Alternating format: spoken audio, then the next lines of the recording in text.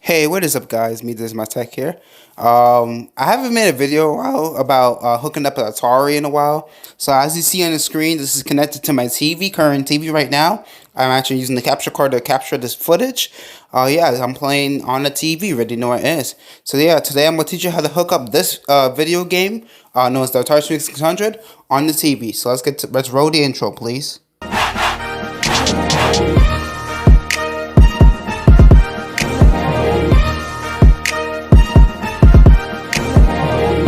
Hey, what is up, guys? Me, Daisy, my tech here. Welcome back to another video again. I remember the last video I did the Atari 2600. The audio quality was terrible. The video quality was terrible. Everything was kind of terrible about it. And I got comments below like, hey, can you make another video about the Atari 2600 and stuff? And I said, yes, I will make another video about the Atari 600 because I know it's kind of complicated.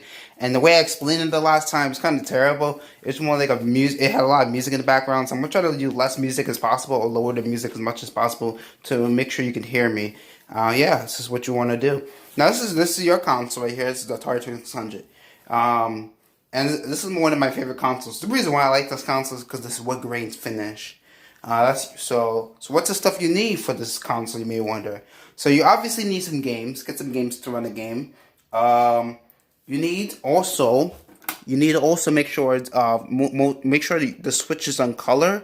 So make sure it's on color. Don't put on black and white. You can put on black and white, but I recommend color. Just leave it on color. So I recommend leave it on color. Leave it as the default. Leave it on color because most TVs are color, obviously. But let's continue. So we need a power supply.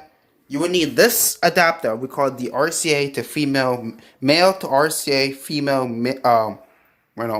RCA to male adapter. So you want to get a female RCA to male adapter. I recommend getting these on eBay or Amazon, especially Amazon because they don't scam you. Sadly, people used to say get them from Radio Shack. Problem is they don't have a Radio Shack anymore, so I'll just get it from Amazon. I got this from Amazon for pretty cheap, for like $3, and I got most of the games from Amazon too, or eBay, whatever you get your games from.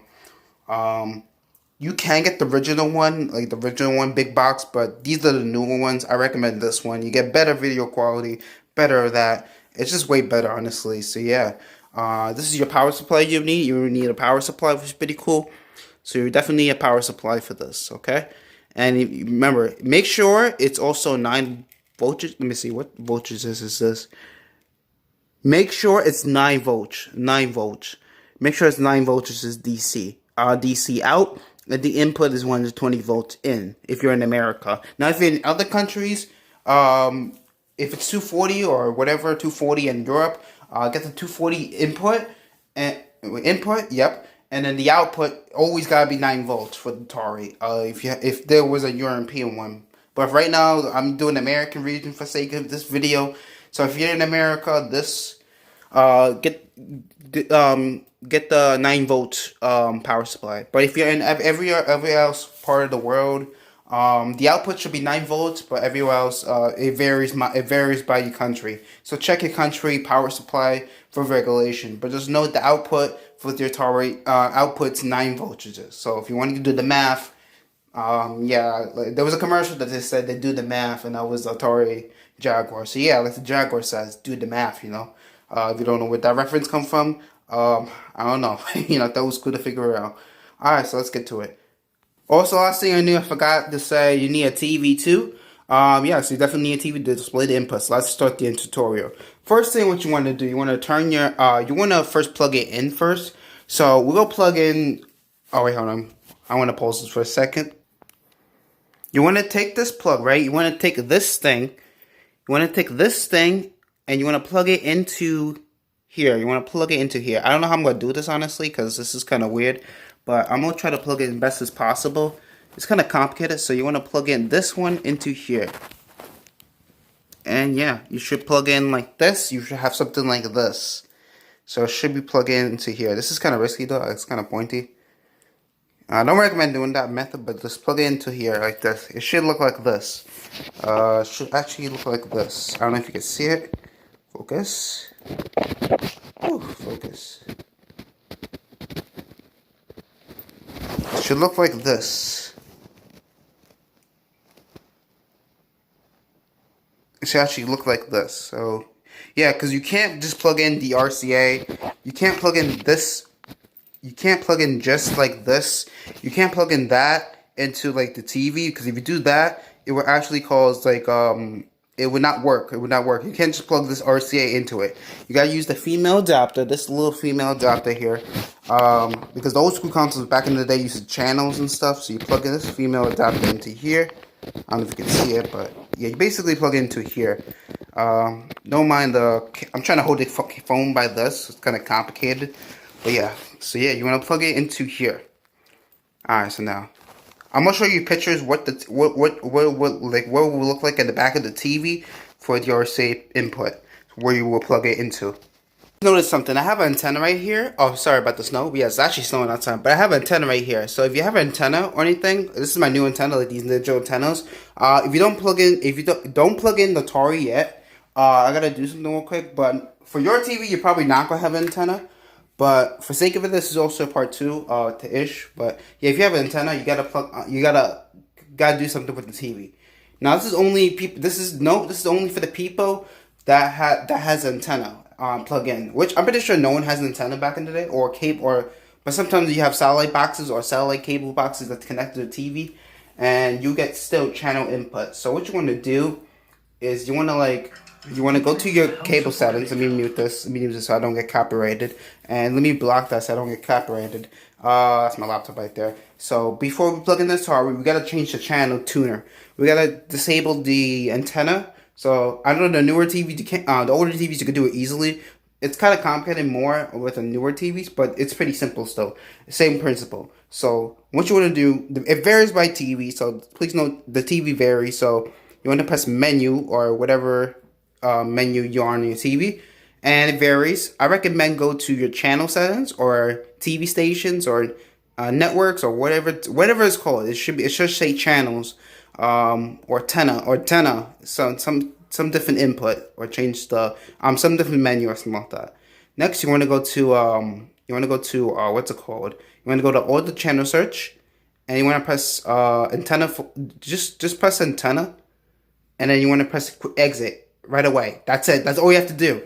So all you have to do to disable the antenna and disable the frequencies from moving is you just go to menu, you go to channels, and you go to all the channel search, and then you go to antenna. In this case, this is the antenna, and yeah, you want to exit right away.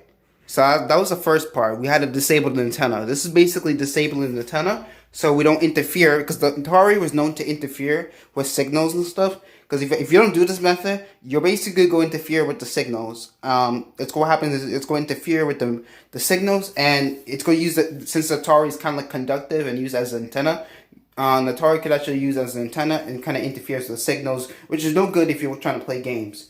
So we got the antenna disabled. So whoever was watching this and before, is only for people who's using the antenna.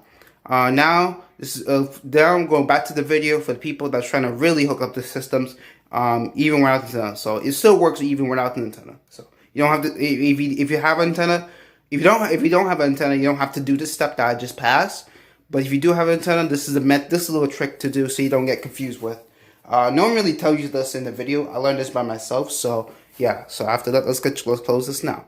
Next, we'll go try to plug this in. Now we'll plug in the entire. We're gonna unplug the antenna. We're gonna plug the antenna. So this is what you want to do. You want to plug the antenna. I don't know if you can see this, but I'm gonna show you a picture of what the video cable looks like. So let me pause this for a second. We're back. So now what you want to do? You want to unplug the antenna or whatever. It's in the coax, a cable or anything, so it's kind of difficult. So this is the method I do. So I unplug the antenna. It's kind of difficult. Oh my god. So you have to unscrew it basically. So I unscrew the antenna. It's been a while plugging this in. So yeah, plug this. Let me fix this problem. So try to not hurt the TV. So yeah.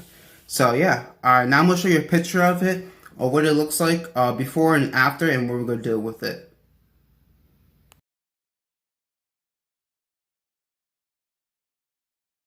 Since we're unplugging our antenna, we're going to plug this into the antenna in, known as the coaxial cable in. Known as the cable or coaxial or antenna in, or whatever it's called. So I'm gonna show you a picture on there where I'm gonna show you a picture where you will screw it in. So what you would do, let me just fix this up. You would screw this into the antenna or cable in, basically input, whatever it's called. Also make sure it's plugged. Make sure the thing's plugged in. It's kind of you get it through the times, but it's kind of difficult to plug in because it's a pain in the butt sometimes. So I recommend sometimes I just plug in this thing first. Oh my god, this is tight. It gets tight sometimes, so you gotta be careful with it too. So sometimes it gets stuck when you pull. Okay, it should look like something like this. I will show you an image where you will plug it into and what it would look like after. So it should look like this. I don't know if you can see it. I've definitely shown a picture of it so you can see the detail of it. And yeah, it should look like exactly like this. Don't mind the yellow and white and red. That'll be for another video, another time. That's for the Wii. That's actually the Wii video cable. So pay attention to the one on the right, the one on the far right. So yeah, that's the one you want to target.